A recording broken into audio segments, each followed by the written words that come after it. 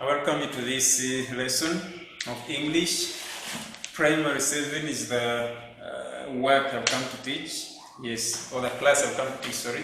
So I request you, like you have always done, to be attentive and move together in this new topic for P7. And the workbook we are using right now is the Term 3 workbook. We are in our Term 3 workbook on page 1. Our topic, environmental protection. Environmental protection is our very first topic according to the P7 curriculum. Yes, the first topic of P7 English, Term 3. So, being the first topic, as usual, we start with the discussion about the vocabulary. Yes, the vocabulary is the summary of those new words you're supposed to look at or to use in the structures of that particular topic. So the topic being environmental protection, it also has vocabulary or new words that are attached to it, like other topics. So in today's lesson of environmental protection vocabulary, we look at a list of words. Some are written on the board, others are well in your workbook on page 1. Page 1 of your workbook has a detailed guide to the words we are supposed to learn about in the topic of environmental protection. So let's start straight away with the first word, which is conserve. Conserve is our first word here. Next is degrade, overgrazing, crop rotation, then drainage, drought, fauna, not foul, but fauna, then erosion, which comes from erode. Next, incinerator, then terraces, pollute, dump, mulching, flora, dustbin, conserve, and finally, this noun, which is not refuse, but refuse. Refuse, which means rubbish. Okay. Let's go through the list once again. Conserve, degrade, overgrazing, which is one word, crop rotation, drainage, drought, fauna, erosion, incinerator, terraces, pollute, dump, mulching, flora, dustbin, conserve, and finally refuse. Look at the meaning of each of the above words. When we say look up, we are meaning you run to your dictionary and get the dictionary definitions of each of those words. What else do I need to do with those words, teacher? You need to construct meaningful sentences using each of them, as shown above, as shown in the workbook. The beauty of the workbook is, one, it gives you the definitions. They may not be the dictionary definitions. These are the teacher's definitions of the words. Check if they rhyme or they are connected to what you see in your dictionary. That's why I always tell you to look up the words in the dictionary and confirm their meanings in relation to what you see in the workbook. So the definitions are well given in the workbook. Then on to these ones, you'll add what you'll see in your own dictionary. Which dictionary? The Oxford Advanced Learners Dictionary. Yes. Then, if you have a different brand, it's okay. Advanced Learners still, Cambridge. Then Macmillan as well. Advanced Learners can work. It's the new edition. Is it the second edition, I think? Then the Longman Dictionary for contemporary English can also work if you want to look up words and their meanings at this level of P7. The words in the workbook that is given to you on page 1 and 2, the definitions are given, the meanings, which are now the definitions, yes, are given, including the examples under each defined terminology or word. So, whichever word we've defined, we've given you an example in a sentence of how to use that word to construct a sentence, which is also part of our work here. So, that's what I can say about the vocabulary. Yes, but in vocabulary lessons, you always need a dictionary to confirm what you have read here or the meanings the teacher has given in the workbook. Maybe a few words to talk about here. Yes. To conserve is to protect. Then the drought is a long period of, yes, a long period without rain is that drought. Then fauna has to do with animals of an area. Erosion is an abstract noun. An abstract noun from verb to erode. Verb to erode. When there is soil erosion, the soil is eroded. When soil is eroded, we say there was soil erosion in our area. So erosion comes from erode.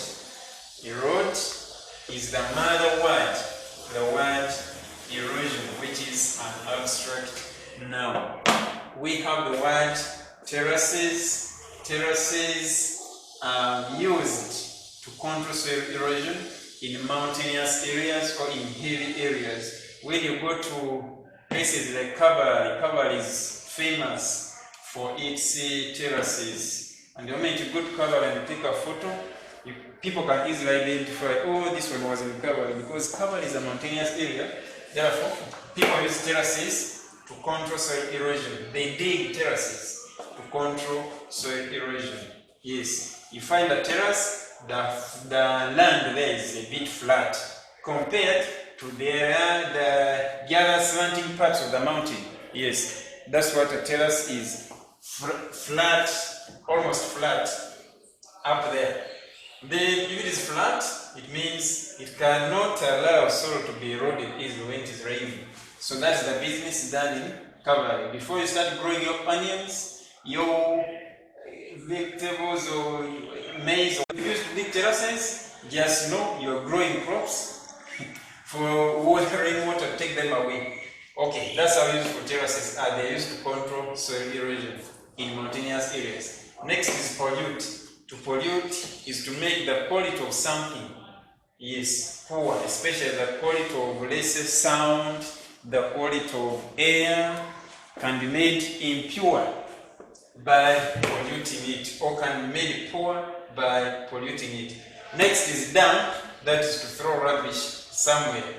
Some people like dumping rubbish anywhere in Kampala, that is throwing rubbish anywhere in Kampala, and that results into diseases. Then mulching as taught in science, covering the garden to maintain its moisture. To maintain the moisture in the soil, you do mulching. What do we use to mulch? We use dry grass. We use dry grass to mulch our gardens, as our science teachers teach us. Then flora has to do with the plants of an area. The plants of a specific area are known as the flora. The other words are shown here. You'll get the meanings in the dictionary. Connect them or relate them to what you see in the workbook as presented to you from the school. Let's look at the structure part of our lesson, and that is using since. Using since. When using since, the teacher is telling us that we use it to introduce the reason for an action. Oh, just like because. We use since almost the same way we use because. Because introduces the reason. Since, like the teacher is telling us, also introduces the reason. Let's go. It can be used either at the beginning of the sentence or within that particular sentence. You can use since at the beginning, you can use since within the sentence. Still you'll be right. Let's look at the examples as shown on the chalkboard. We applied manure, the soil became fertile. We applied manure, the soil became fertile. You're going to join the two sentences using since. When it is quoted like this, you are allowed to use it either at the beginning or within the sentence. If we give instructions with quoted conjunctions, choose to use them wherever you want. Okay. Here, I'll have two answers, like I've just told you. At the beginning, then the other one, within the sentence. Using since. We applied manure, the soil became fertile. Since is followed by the reason. Therefore, among the two clauses given to you, Identify one which is to work as your reason. Okay, which is actually the reason for the other. So to me, we apply manure, the soil became fertile. Applying manure is the reason the soil became fertile. Simple as that. So we go. Since is followed by the reason.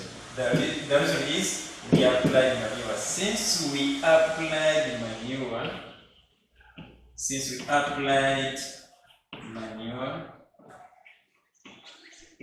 comma, the soil became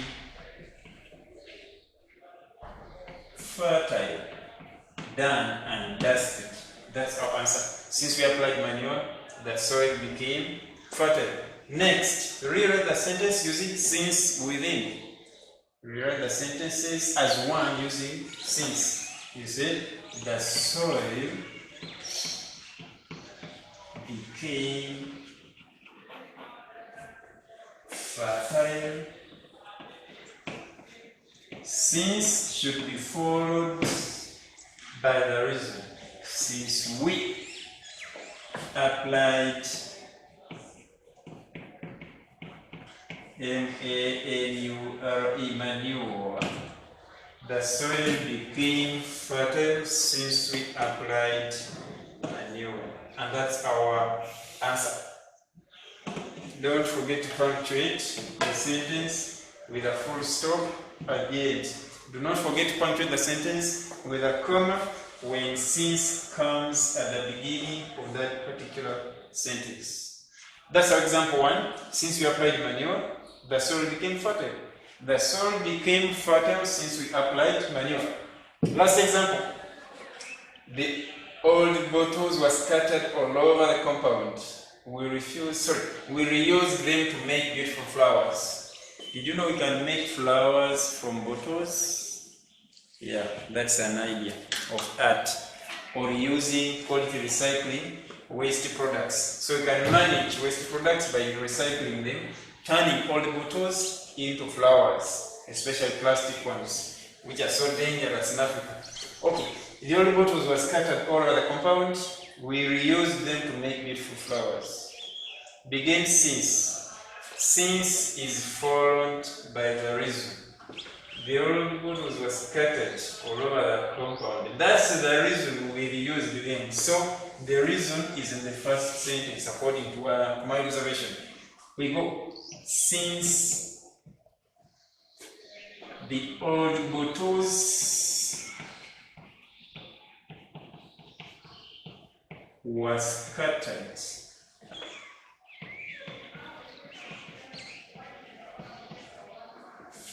all of the compound, we said we use a comma when since begins our sentence. We reused them. This time you need a small w because you are continuing after the comma. Here I used capital W because you are constructing a new sentence. Okay. We reused them to make beautiful flowers.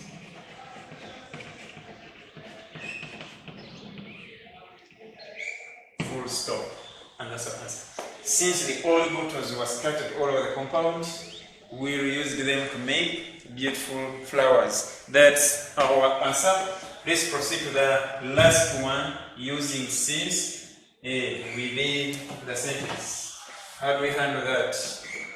Now the reason or since and the reason will come last.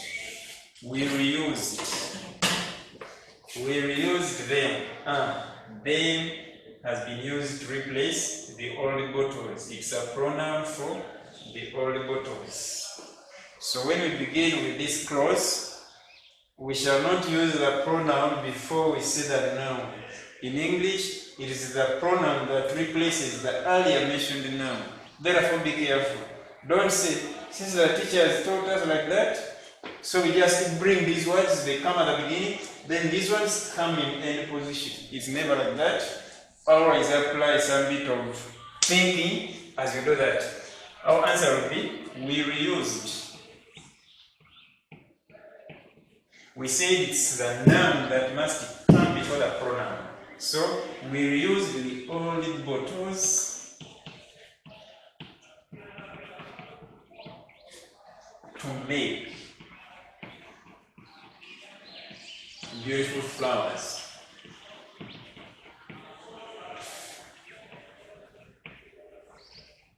Since they, you're now using the pronoun to replace the old bottles. Since they were scattered all over the compound.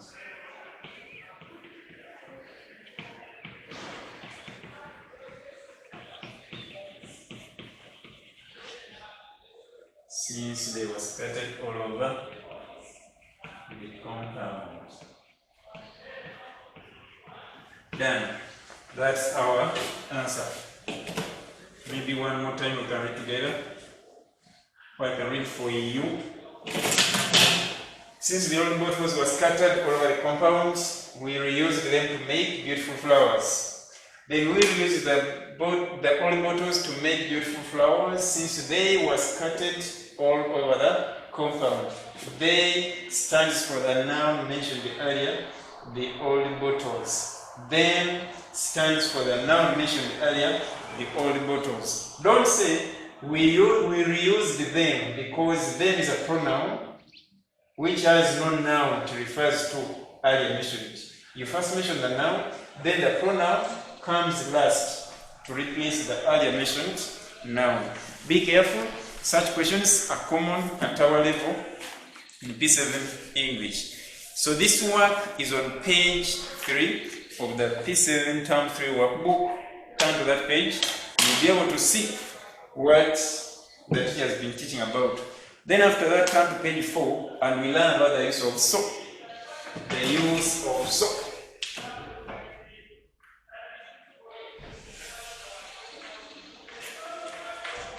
We're saying the conjunction above is used to introduce the reason. Oh, not reason. Not reason. It should be the result. So is used to introduce the result of an action. Yes. Let's look at the examples of how so can be used to introduce the result of an action. Since, reason. Now so, result. The air in Mumbai is polluted. Mumbai is a city in India. Okay, the air in Mumbai is polluted. A number of residents may fall sick. One of the two must be a result of the other. Either sentence 1 or sentence 2. But I'm saying one of the two must be a result of the other. So the result will come after we have used so. Where is the result? The air is polluted. A number of people may fall sick. So a number of people may fall sick as a result of the air being polluted. So a number of residents may fall sick is our result. Resulting or coming from the air being polluted in that city. So we say the air in Mumbai is polluted. With a comma before you bring so. So a number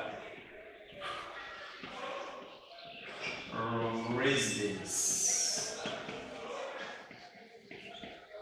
may fall sick. The air in Mumbai is polluted, so a number of residents may fall sick. That's our answer.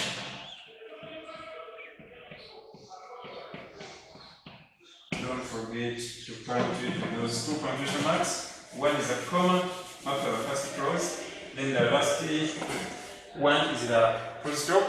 Obviously, at the end of the sentence, as we have always been taught since nursery P1 up to physics. And also, will not buy manure. This is our last example. Let's be attentive. Alaso will not buy manure since she does not have money. Alaso will not buy manure since she does not have money. One is the result of the other.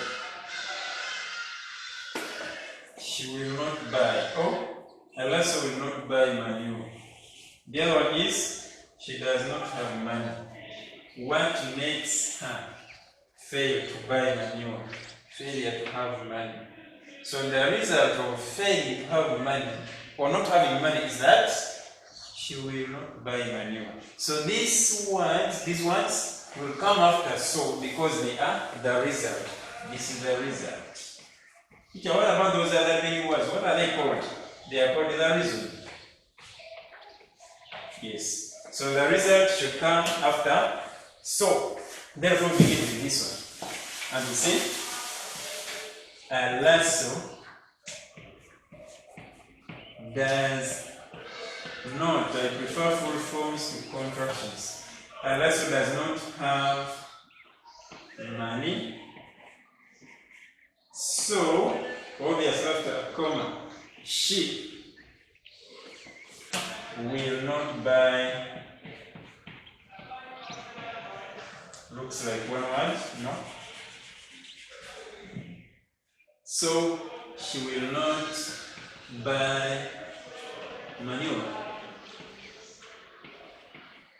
The very last one and ends in that full stop as you see on the board. So our answer is Alaso does not have money, so she will not buy manure.